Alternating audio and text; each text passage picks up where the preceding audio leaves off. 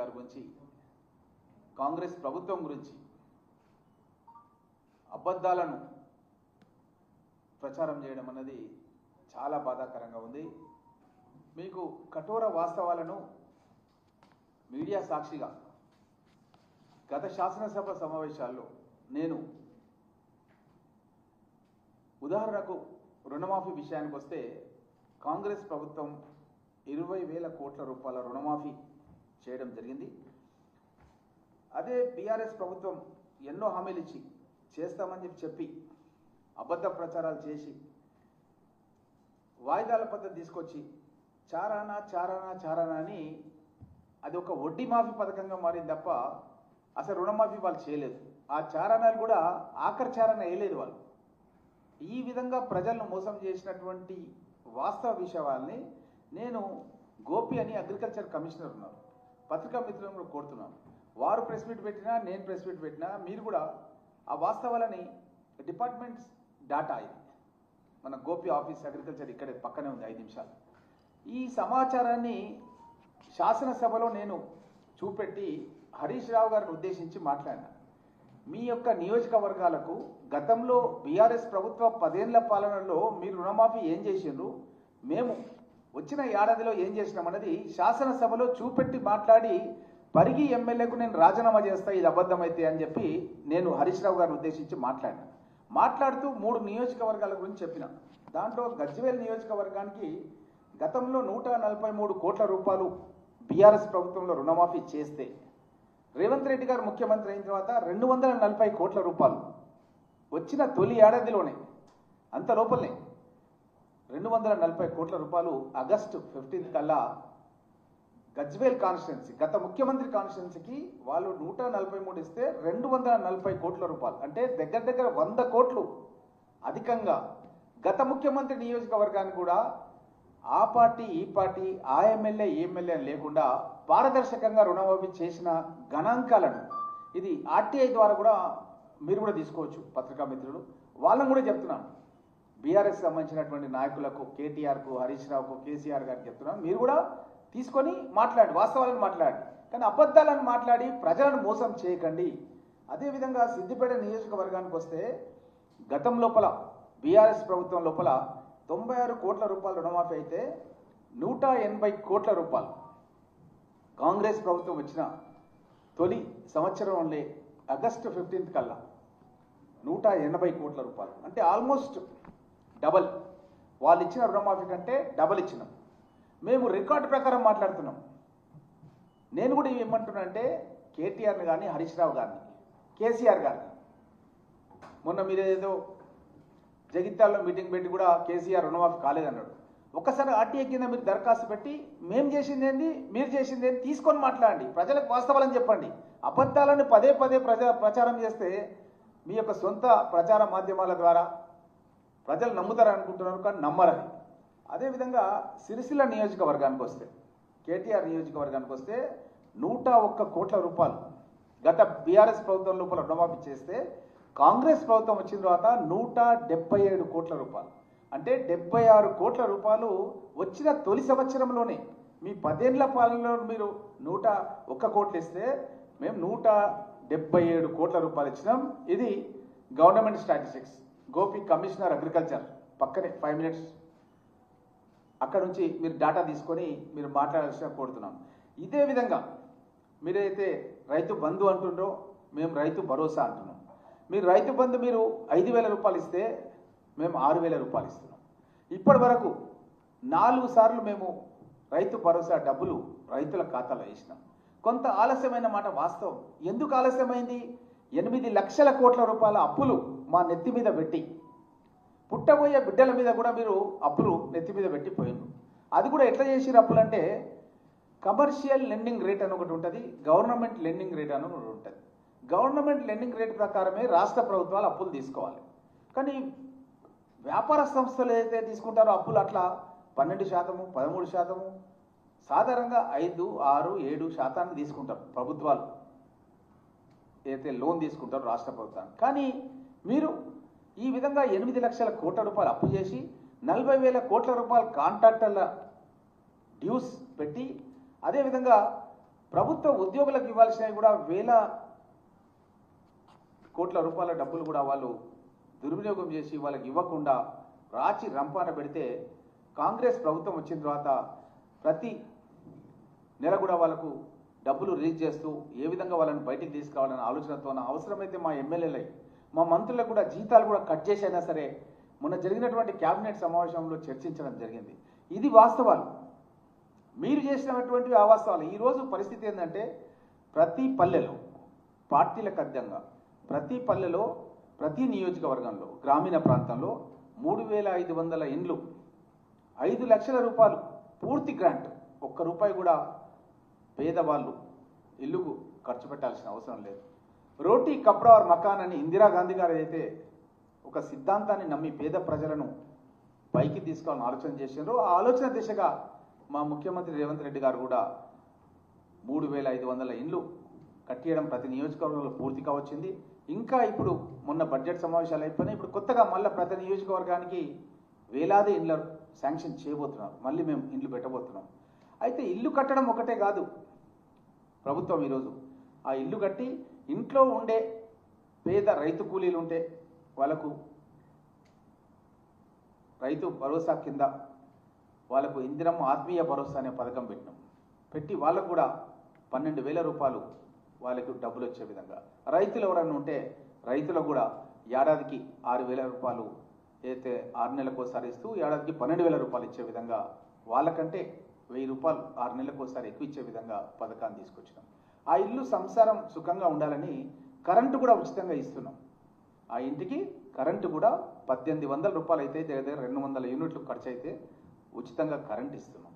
Current ఇవ్వడమే కాకుండా ఆ ఇంట్లో ఉండే కుటుంబ సభ్యులు ఒక మంచి నాణ్యమైన భోజనం చేయాలని వారికి కూడా సోనా మసూరి బియ్యాన్ని ఇస్తున్నాం. ఒక్కొక్క కుటుంబానికి 30-35 కిలోల బియ్యాన్ని, సోనా మసూరి బియ్యాన్ని ఉచితంగా ఇస్తున్నాం. ఒక్క రూపాయి కూడా లేకుండా పార్టీలకు అత్యంగా లక్షలాది రేషన్ కార్డులు అడిగిందే తడువుగా ఇప్పుడు కూడా ఇస్తున్నాం. అంటే రేషన్ కార్డులు ఇచ్చే ప్రక్రియను నిరంతర ప్రక్రియగా మార్చినాం. వాళ్ళలాగా కాదు, ఎక్కడైతే బై ఎలక్షన్లు ఉంటాయో అక్కడ రేషన్ కార్డులు ఇవ్వడం అది వారి యొక్క దినచర్య. మేము ఇప్పుడు కూడా మీ సేవా కేంద్రంలో అప్లై చేస్తే వెంటనే వారం 15 రోజుల రేషన్ కార్డు వచ్చేస్తుంది వాళ్ళకు. ఈ విధంగా రేషన్ కార్డులు ఇచ్చి వాళ్ళకు ఉచితంగా భోజనం పెట్టి వాళ్ళ ఇంటికి కరెంటు ఉచితంగా ఇచ్చి ఆ ఇంట్లో ఉండే రైతులైతే వాళ్ళ రుణాలు మాఫీ చేసి రైతులు పెట్టుబడి సాయంగా రైతు భరోసా డబ్బులు ఇచ్చి రైతు కూలీలైతే ఇందిరమ్మ ఆత్మీయ భరోసా కింద వాళ్ళకు 12,000 రూపాయలు ఒక్కొక్క వ్యక్తికి జాతీయ గ్రామీణ ఉపాధి హామీ పథకంలో ఎవరైతే మహిళ ఉంటారో ఆ కుటుంబ యజమానురాలు ఆమె పేరు మీద ఇస్తున్నాం. ఈ డబ్బు కూడా ఆత్మీయ భరోసా కింద వాళ్ళ ఖాతాకి ఇస్తున్నాం. ఈరోజు ఈ యొక్క కేటీఆర్, హరీష్ రావు, కేసీఆర్ ఈరోజు వాళ్ళు మాట్లాడుతున్నారు. మీరు ఈరోజు ఏ గ్రామానికన్నా వెళ్ళండి తెలంగాణ రాష్ట్రంలో 80-90% సీసీ రోడ్లు వేసే కార్యక్రమాన్ని పూర్తి చేసినాం. ఎక్కడికి వెళ్ళినా సరే సీసీ రోడ్లు కనబడుతున్నాయి. ఇంకా ఇప్పుడు నెక్స్ట్ మేము చేయబోయే కార్యక్రమం అండర్ గ్రౌండ్ డ్రైనేజ్ కూడా అయిపోతున్నాం. ఇదే కాకుండా హ్యామ్ పథకం కింద ప్రతి పల్లెకు ప్రతి తాండకు కూడా బీటీ రోడ్ అయిపోతున్నాం. దీనికి సంబంధించిన మీరు చేసిన నిర్వాహకం మూలంగా కాంట్రాక్టర్లు ఎవరు కూడా ముందుకు రాకపోతే reserve bank of India counter guarantee ఇచ్చే ప్రక్రియ స్టార్ట్ చేసినాం. వాళ్ళు కౌంటర్ గ్యారంటీ ఇవ్వడం మూలంగానే కాంట్రాక్టర్లు ముందుకు వచ్చి అగ్రిమెంట్ చేసిండ్రు. ఈ యొక్క 2.5 సంవత్సరాల లోపల తెలంగాణ రాష్ట్రంలో ఉన్న ప్రతి పల్లెకు ప్రతి తాండకు గ్రామ పంచాయతీ కార్యాలయం వరకు గ్రామం వరకు ఈ యొక్క గేట్ దగ్గర నుంచి బీటీ రోడ్ వేసే కార్యక్రమం చేస్తాం.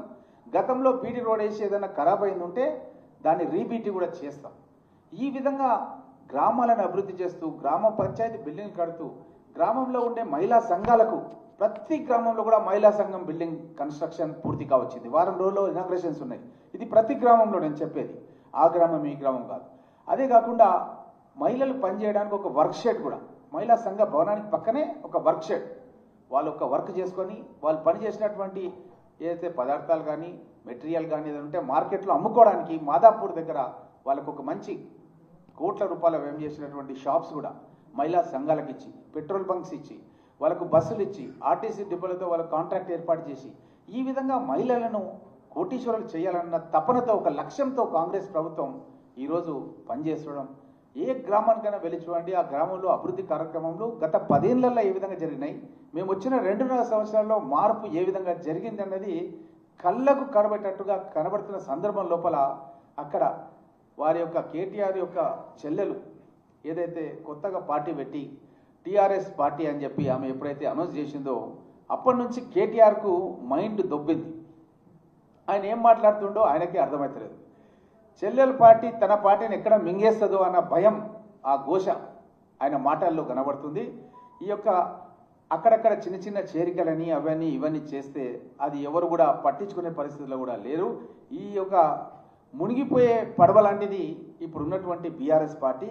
ఈ బీఆర్ఎస్ పార్టీలో చిల్లుబడ్డాయి, ఆ పడవ కూడా చిల్లుబడ్డాయి. దాంట్లో చేరేటోళ్ళు కూడా ఎవరు లేరు.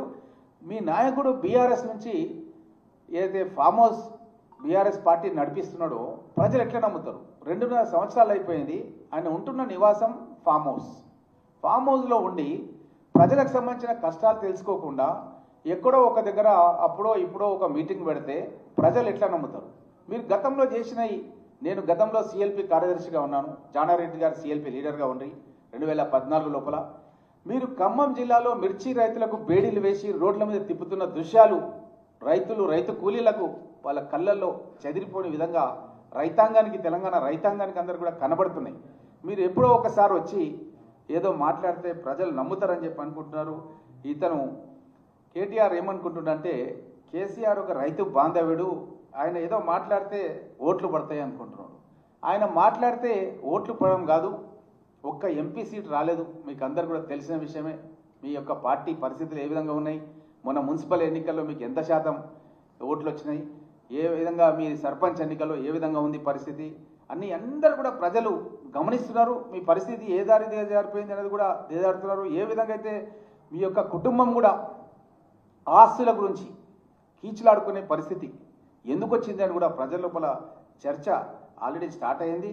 కాబట్టి రైతు గురించి, రైతు బంధు గురించి కేటీఆర్ మాట్లాడితే జోకర్ లాగా మాట్లాడుతున్నట్టుగా ఉంది. మా గౌరవ ముఖ్యమంత్రి రేవంత్ రెడ్డి గారు రోజుకు 18 గంటలు కష్టపడి ప్రజల గురించి, ప్రజలకు ఇచ్చినటువంటి మాటల గురించి, ఏదైతే 6 గ్యారంటీలు ఇచ్చినామో 6 గ్యారంటీలు నిలుపుకోవడానికి అహోరాత్రులు పనిచేయడం అనేది చూస్తున్నాం. ప్రతి నియోజకవర్గంలో కూడా యంగ్ ఇండియా ఇంటర్నేషనల్ స్కూల్ అనేది కన్స్ట్రక్షన్ నడుస్తుంది. ఉదాహరణకు నా కాన్స్టిట్యున్సీ పరిగి తీసుకుందాం. నేను ఇన్వైట్ చేస్తున్నాను పత్రికా మిత్రులను, మన సిఎల్పి నుంచి, గాంధీ భవన్ నుంచి. మీరు ఒకసారి రండి. మీరు ఎప్పుడు చెప్తే అప్పుడు నేను టైం ఇస్తా. పరిగిలో ఇప్పుడు నేను చెప్తున్న పనులన్నీ కూడా జరుగుతున్నాయి, మీకు నేను చూపిస్తాను.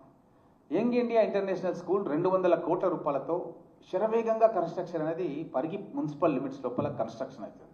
అదేవిధంగా ప్రతి నియోజకవర్గంలో తెలంగాణ పబ్లిక్ స్కూల్ అనేది ఉన్న స్కూళ్ళనే దాన్ని అడాప్ట్ చేయించుకొని ఆ స్కూల్ని పెద్ద ఎత్తున డెవలప్ చేసి మేధావులను తయారు చేయాలనే ఉద్దేశంతో, లక్ష్యంతో మరొక స్కూల్ని కూడా ఐడెంటిఫై చేయమని ఎమ్మెల్యేలందరూ కూడా పార్టీలకు విధంగా ప్రభుత్వం తరఫున, విద్యాశాఖ తరఫున లెటర్స్ వచ్చినాయి.